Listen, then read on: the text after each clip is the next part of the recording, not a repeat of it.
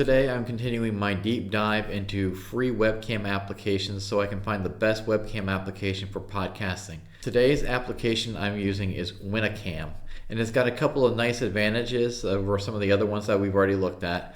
This one actually supports 4K ultra high def. It also works over the Wi-Fi, so I don't need to run USB cables everywhere.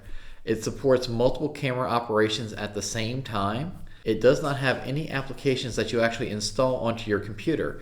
Instead, what you end up doing for this one is you go ahead and you download the application to your tablet, and once it's already at this screen, you go ahead and just have the service started.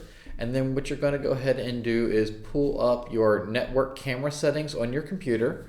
And as you can see from my computer here, it's already found the new one. So we just go ahead and add that camera to the system.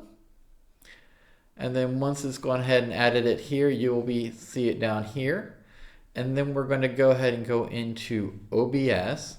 And we're going to add the source. And this is just going to be a new video capture source. This will be another camera for us. And we're just going to go ahead and make sure we check the correct Winacam here. So now that I've got both of my cameras up and operational in OBS, you can see that they're both there. They both are responding at the same time, and they're both running on Winacam at the same time.